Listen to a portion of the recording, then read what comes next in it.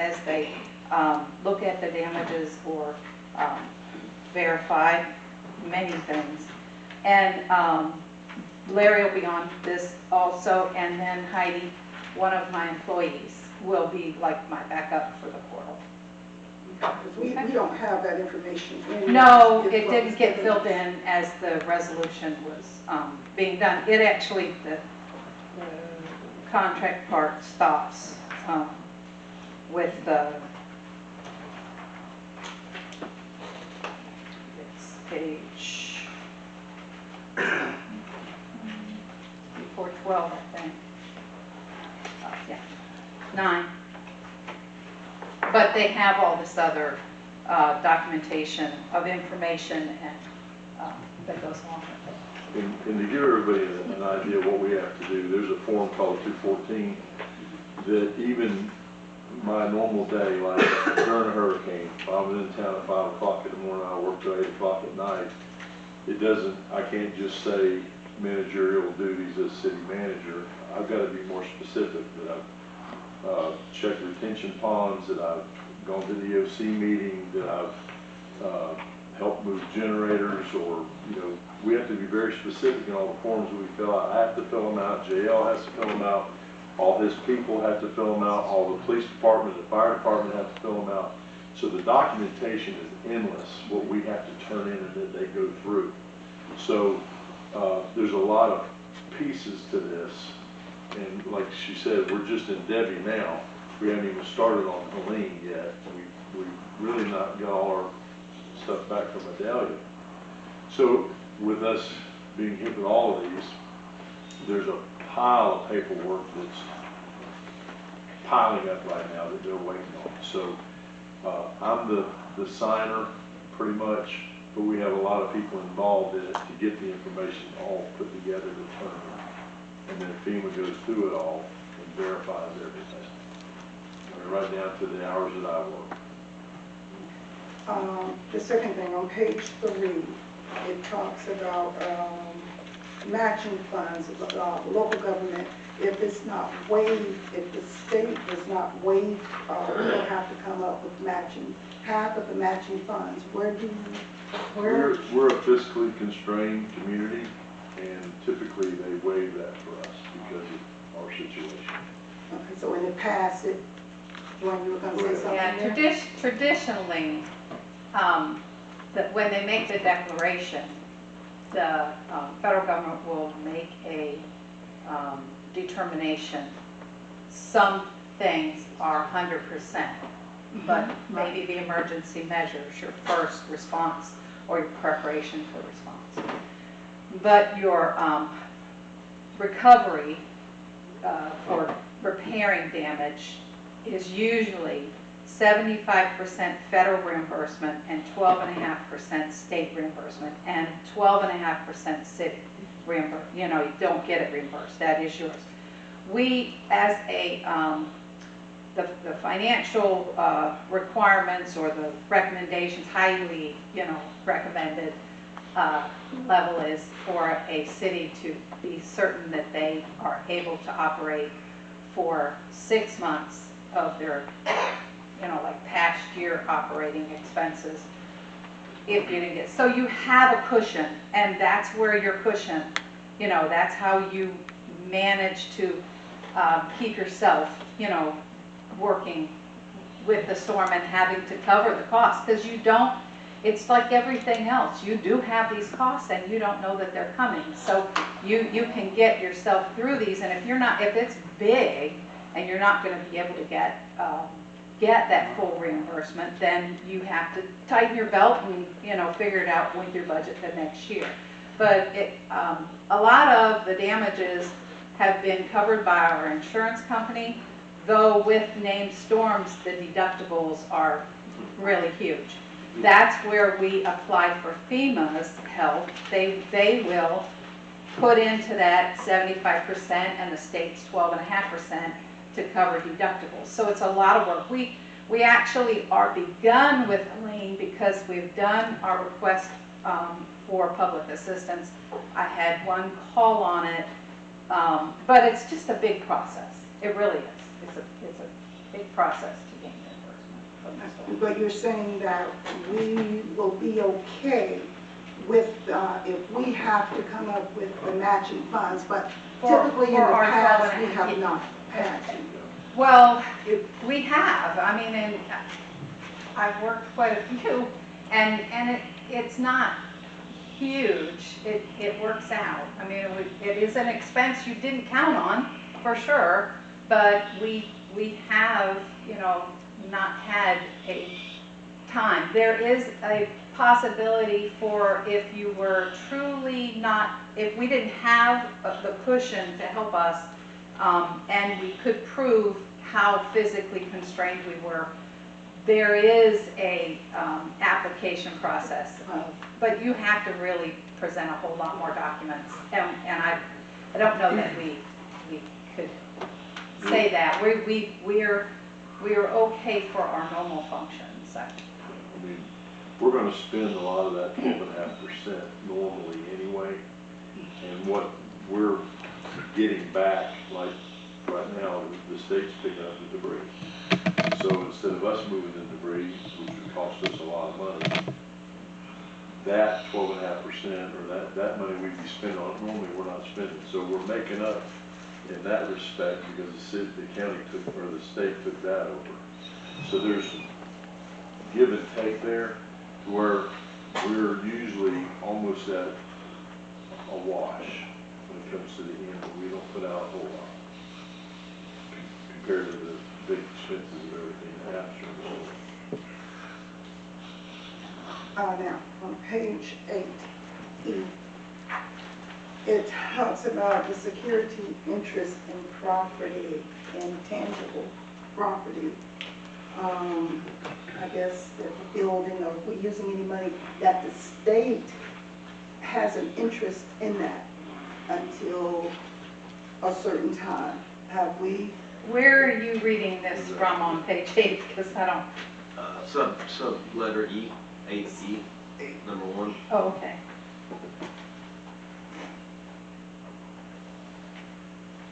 Talks about this, provided for at least 5 years from the date of purchase. Normally, when you spend state or federal funds on any kind of a capital asset, they hold, they will hold some type of interest on it. You can't just turn around and sell it.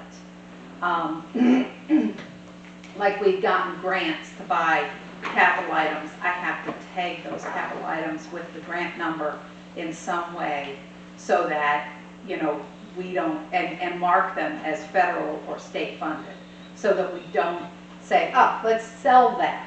You know, we don't need it anymore, let's sell that. Because what we have to do is we have to ask for federal or state permission before we were to do that. And they would either look at the circumstance of why we don't need it anymore, or how long it's been since we purchased it, and they would either give permission or say, no, you need, you know, you either need to pay us a portion of that because we spent this money, you know, with you, or you can do it. They, you know, you just have to ask. It's like we bought a big front end loader to move debris, and all of a sudden we have a hurricane for 4 or 5 years, and we don't think we need to use this to move debris, and we just said, well, we'll just sell it, but we're not allowed to. Right. Still use the machinery we buy. We're not going to just go out and buy things just because it's an emergency. We're going to buy them if we know we can still use them even after the emergency. But we're not allowed to sell them on the market and get money back without paying the government back for them. So as long as we keep 5 years of good use, then we're in good shape. Yeah, it's not an uncommon clause. They're going to make sure that you're responsible. But I just want to make sure that, you know, we, any property that, you know, we think that we can get rid of or whatever, that we don't, because We don't traditionally get rid of things until they're done. When we get rid of things, it's pretty well worn out. You know, Yeah. we try not to buy a lot Yeah. of stuff and we use it up. Okay, and you answered the question I had, have they applied or are we going to apply for it? You've answered that right there, so that's the only questions I had regarding all of that. Anybody else? Any further questions, comments, concerns on that item? All right, So all in favor?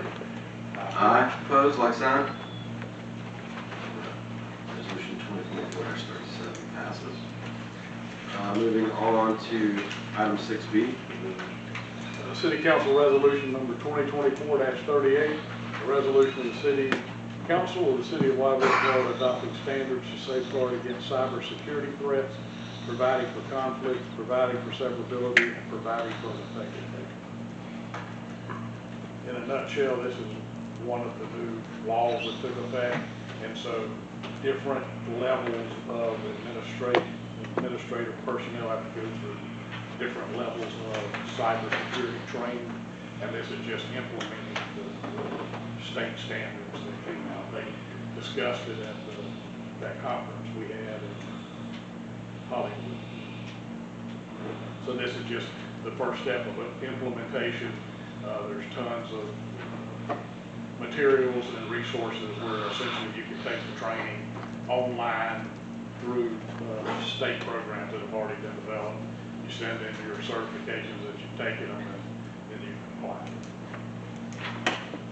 All right, you've heard from staff on resolution 2024-38. What would be the pleasure of the council? I'll do a motion, 2024-38. Second. Have a motion and a second. Any further comments, discussion, concerns? Yes. Go ahead, yes, ma'am. Okay.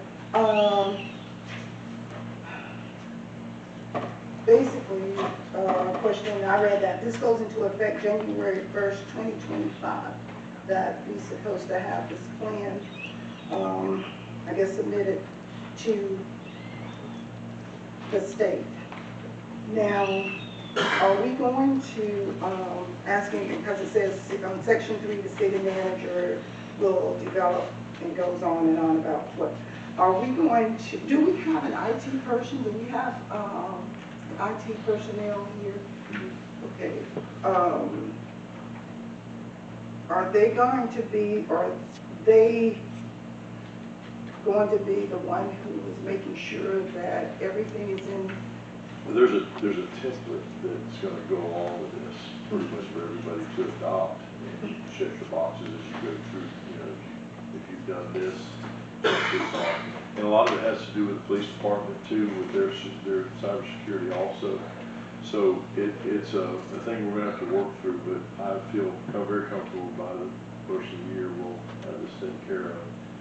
It's just something we have to diligently work through the next few months to make sure this is straight, but it's something that's already out there for us to go through. Right. I went out and I read the information on it and what we have to do, because we're a smaller city, but the larger cities, municipalities have to do certain things, where smaller cities have to do certain things as well. But my question is and especially like when you talk about ransomware, and do we have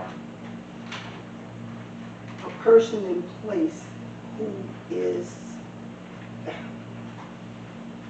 very good with technology to, if we get into a bind, to handle what the city would need to handle instead of... We actually have a private contractor that runs a lot of that for us. Okay. and takes care of our servers. Okay. And especially with the police department, he's Right. involved with them a lot more than us, because Okay. theirs needs more protection. Okay. But we do have a company that we hired separately. We have our own IT person too, but this person is another level above that person. Okay, that's what I'm asking. Do we have someone? I actually use that contractor in another location, and I Okay. feel very confident with their abilities Okay. to protect us. Okay, I don't want to ask too many questions because of the sensitivity with cybersecurity regarding this, but I just want to make sure that we have knowledgeable people in place to take care of something like this, because we are dealing with technology and you're dealing with, you know, so many people are being hacked, so many companies are being hacked, that, you know, we could be down for months if we don't have what it takes. I'm pretty confident in our contractor to build that, like you said, the name, but, they've done, I used them for 9 years prior to coming to the city, and they've already been deployed here at the city while I was using them in another location. So they kept me clean for 9 years, and they've continued to keep the city in good shape. I feel very good about their Just ability. as long as we, yeah, as long as we have, you know, right people with right credentials, knowing what they're doing when it comes down to cybersecurity, I'm fine. No more questions that I have. Any further questions, comments, or concerns? All right, so all in favor? Aye. Opposed, like sign. All right, resolution 2024-38 has been accepted.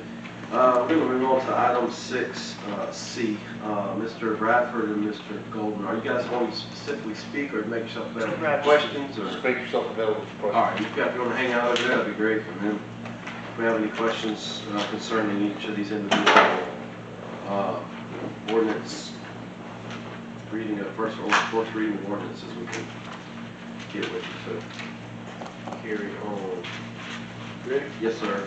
All right, ordinance number 1524, an ordinance of the city of Live Oak, Florida, amending the zoning district to 0.338 acres, more or less, of land on the official zoning atlas of the city of Live Oak, land development regulations pursuant to an application LDR 24-06 by the property owners and/or their authorized representative under the amendment procedures established in Article 3 of the land development regulations, providing for a change in the assigned zoning district from residential single family 2, RSF2, to residential office RO on certain lands within the corporate limits of the city of Live Oak, Florida, providing for severability, repealing all ordinances in conflict, authority, and an effective date. At this point, we need to open up your public hearing. All right. Having heard the first reading, I'm going to open it up for a public hearing. Anybody in public concern, comments, questions concerning item 6C? Seeing and hearing none, we'll at this time close the public hearing section. Having heard the first reading, will be the pleasure of the council. I make a motion that we accept the first reading of ordinance number 1524. Right. I'll second. I have a motion and a second now up for questions, comments, or concerns. Seeing and hearing none, all in favor? Aye. Opposed, like sign. First reading of ordinance number 1524 has been accepted. We're going to move on to item 6D. Ordinance number 1525, an ordinance of the city of Live Oak, Florida, amending the zoning district to 3.113 acres more or less of land on the official zoning atlas of the city of Live Oak, land development regulations pursuant to an application LDR 24-07 by the property owners and/or their authorized representative under the amendment procedures established in Article 3 of the land development regulations, providing for a change in the assigned zoning district from residential single-family manufactured home 2, RSF/MH2, and commercial intensive CI to residential unconventional single-family 2, RSFU2, on certain lands within the corporate limits of the city of Live Oak, Florida, providing for severability, repealing all ordinances in conflict, authority, and an effective date. All right, this time we'll open up the public hearing section of this particular reading of ordinance 1525. Seeing and hearing none, we'll close the public comment section and move to council. Pleasure of the council. I make a motion that we accept ordinance number 1525. Second. We have a motion and a second. Have any questions, comments? This is where the duplexes are gonna go in this section here? Just make sure you introduce yourself. Jeff Bradford, 2507 Place, Live Oak, Florida. No, this is single family home sites. Here's where the wording goes with the RSFU. Yeah. So because of the the landscape. Some of the lots may need to vary in size, and after speaking with zoning and planning, RSFU best fits the needs to develop the property to its fullest potential. Any more questions, comments? Or will be the, sorry, we already said that point. All right, already said that. All in favor? Aye. Opposed, like sign? All right, so first reading ordinance 1525 passes. Moving on to section 6E. Ordinance number 1526, an ordinance of the city of Live Oak, Florida, amending the future land use classification to 5.055 acres more or less, small scale, of land on the future land use plan map of the city of Live Oak Comprehensive Plan pursuant to an application CPA 24-05 by the property owners and/or their authorized representative under the amendment procedures established in sections 163.3161 through 163.3215 Florida statutes as amended, and Article 3 of the Land Development Regulations of the City of Live Oak, Florida, providing for a change in the assigned future land use classification from residential low density to industrial on certain lands within the corporate limits of the City of Live Oak, Florida, providing for severability, repealing all ordinances in conflict, authority, and an effective date. Right after hearing the first reading of the ordinance, open it up to public hearing. Yes, sir. Coming right there, we're Ms. Bratton's that degree.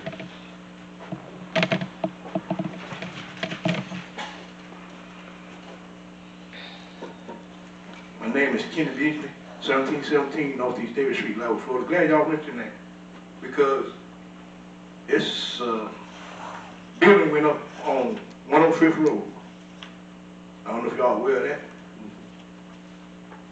Is that going to be changed to commercial? What deal is? George, you want to explain that one? Sure. George Curtis, Development Manager for the City of Live Oak. That is a 2.5 acre property zoned agricultural.